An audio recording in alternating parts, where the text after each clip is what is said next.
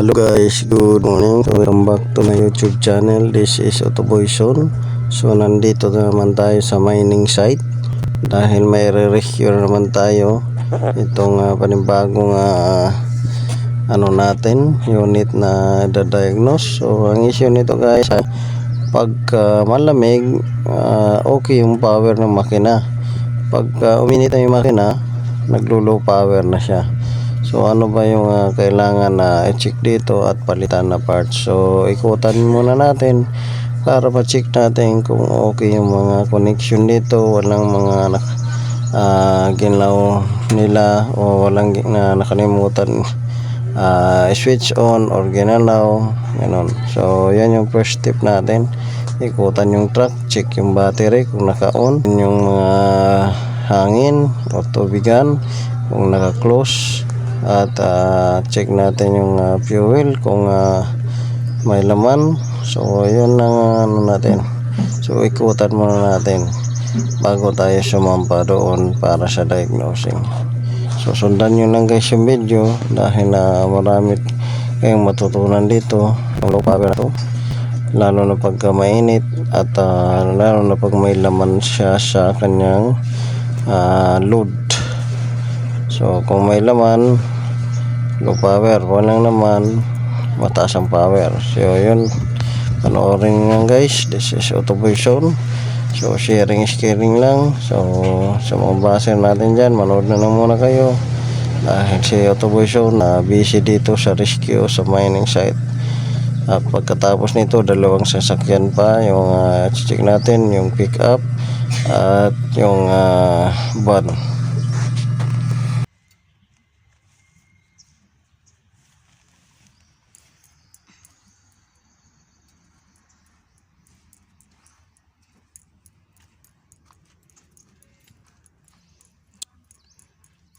May kuan.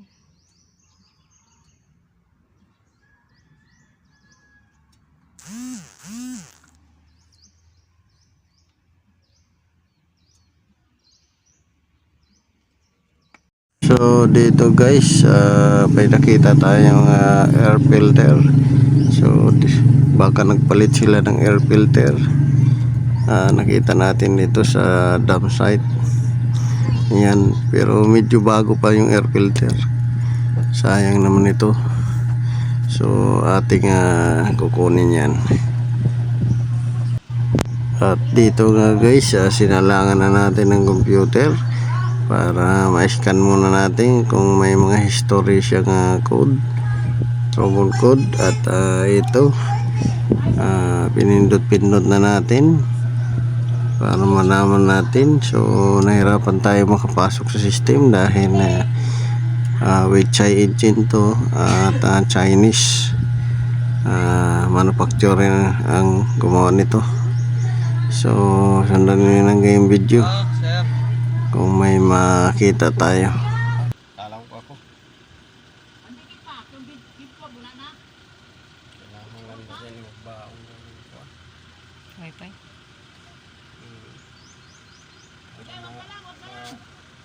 Activate na yung mga system.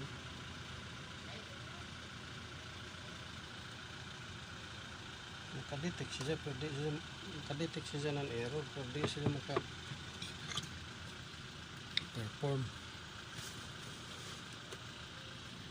Hindi maka-perform ng on. Kailangan pala yan doon kay Sa baba.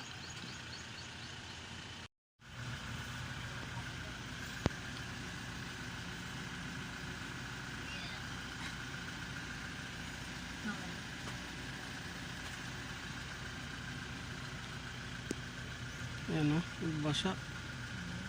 Injector. Meron dito.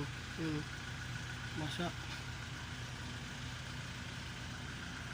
Ang kabuk na injector ng sa duha. Leaking. Yan sa number leaking injectors number 4. Yan basa. Tsaka sa number 2. Number 2. Ano? Number 4. Number 2. Tapos leaking pa dito.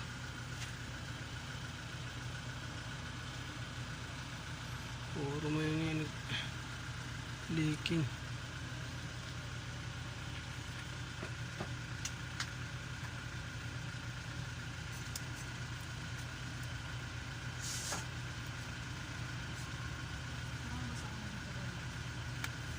Hmm?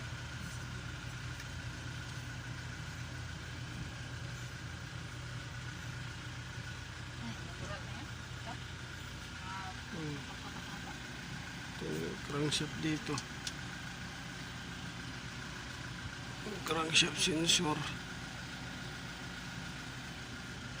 Smart.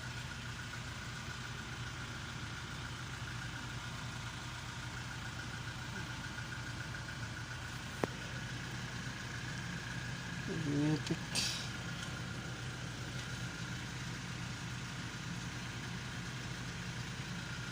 Hala yung akin na yung yabi dyan.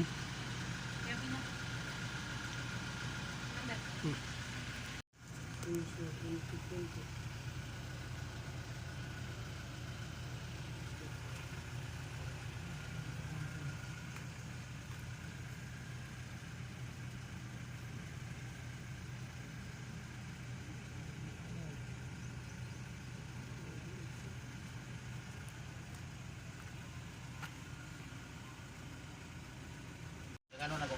Magpuntog ka dyan sa ano. Matalas na. Asay mayo, isaka ka ni huning kuan. Bom, kadi na. Kaha. Para Tampang ko na diya. Wala siguro. Wala yung kaniko mo. Para mapalitan og kuan. Baba ka? So yun nga guys, matapos nating check yung mga ibang sensor, yung mga connection niya kung okay, yung mga fittings niya. So tinanggal na natin itong tinatawag nilang magnetic control valve. So kaparehas lang to guys yung mga suction control valve sa mga pick up, sa mga sasakyan. Pero dito sa China gumagamit sila ng term na magnetic control valve. Sa ibang truck nito suction control valve. So tinis natin, masyadong mababa yung resistance niya. So 0.3 lang yung nakuha natin. So pagka ganito 24 volts dapat pumapalo to guys ng 6 hanggang 8 ang ohms. So pag 12 volts yan, papalo siya sa 4 to 6. Pero ito masyado nang mababa, parang 12 volts na lang siya. Pero 24 volts dapat ang akma dyan na reading. So palitan natin yan. Yan yung dahilan kung bakit pag mainit nagloloko yung power, pag malamig okay. lain man na sila. Pag imo readingan ng 12 volts, ang reading niya 4 to 6. O 4 to 6. Ang 24 volts 6 to 8. Trigger mo. Alis na na. Basig kini yung mga failure. Nako, diron pa nato na. Okay, nanay kaning kuan, Arkon. Dito nakapalit si Sir Si Sir Jojo. Jojo. Kay sir. Oh. Mubo ang iyang kuan, bisag ibutang nato ni kilovolts. Sige. Palitan na, bili natin ngayon. Oh. Sige. Ubos ang iyang kuan. Ubos ang iyang Libat naman ang akong kuan. punasan ko lang basi naglalambing lang ni ba. Ako'y makina nga. Sing maluoy na siya bitaw. Kay bubiyahe na lang ko ani kay gihugas, gipunas-punasan ako ni Busing. Luoy na kayo ni. Na luoy na kay sila kay sige na lang balik-balik ako pa ako ah. Wala, ubos gyud. Ubos gyud. 24 volts ni, pero ang iyang reading pang 12 volts. Oh. Oh. Mubo na gyud siya reading. Kaya ang reading niya ini, ang kining magnetic control valve, ang reading niya basta 24 volts siya. Ini, 24 volts man yan, di ba? Sakyanan. Magnetic bolt na. Magnetic control valve. Aka na siya. Oh. Ang reading niya ni basta 24 volts, 6 to 8. 9, alanganin na ka na, 9. Mudagan na pero alanganin na ka. Ang iyang kuan. anang mo failure na ba na time na mo low power tapos balik siya high power ana. Tapos pagka 12 volts ang reading ni sa uban na sakyanan ni ang tawag ECV, suction control valve. Ang tawag sa China magnetic control valve. Magnetic control valve. Valve. Valve. Kini Ito ba doktor tayo ang dila. ang arkon na arkon. Sigurado ha? Uy, mga pila ka ni. Ang buto kay Mga sir. 3 mil yata ni. Ang sir na may Jojo. makakon mo siya diya discounted ambot nun sa iyan mo diya. Ideya. Ideya na usahay ang 4,000 mahimo nag 1.5 Tingin ko mga 3 mil. na ang duda na ako na mga Hindi magnet sa lupa ni. oh Kung kuy may trabaho ni niya diya. close open Siyang mag-aana sa sa krudo. krodo close open ay pagka mo init na siya nakaron bisag wa nga ni dili nga ni init.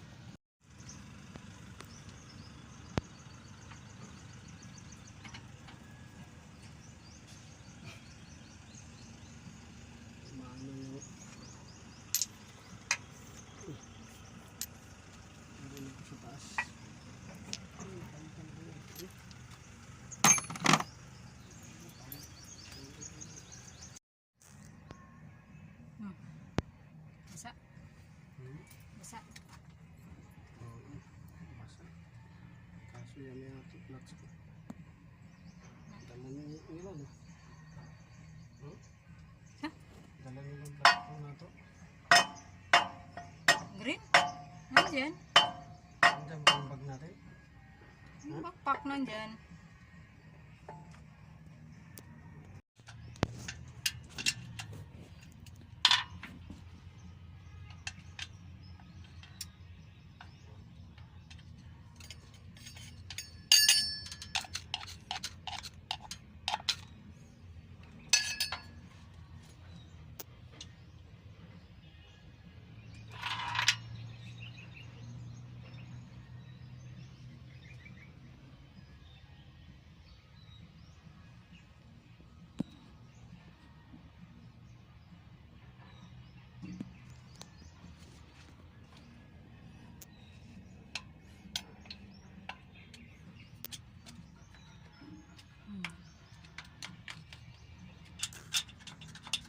Ano pa makasaka? Dako mga dito siya na problema pagkukuhan yung touchpan.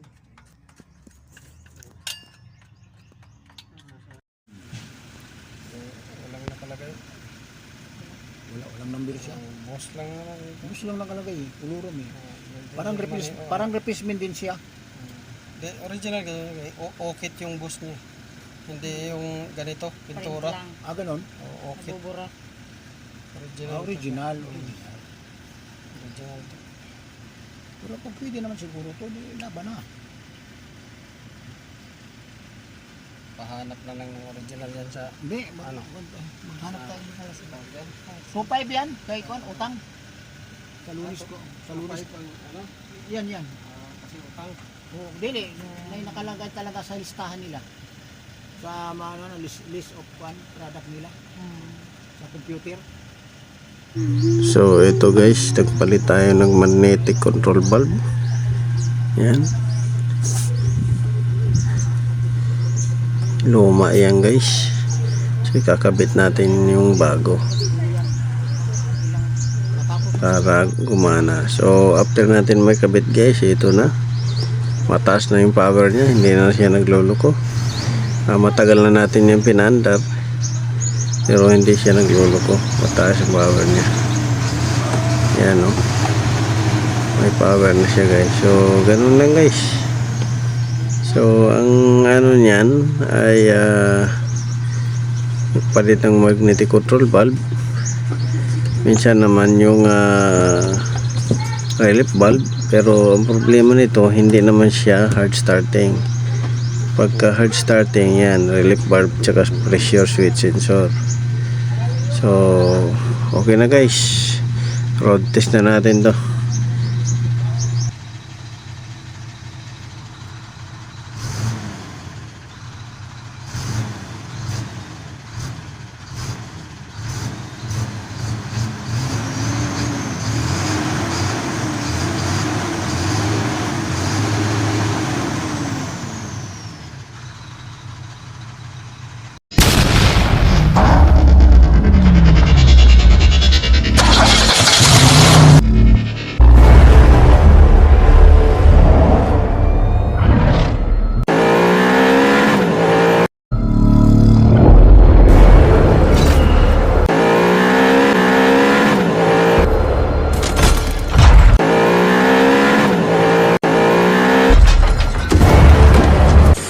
make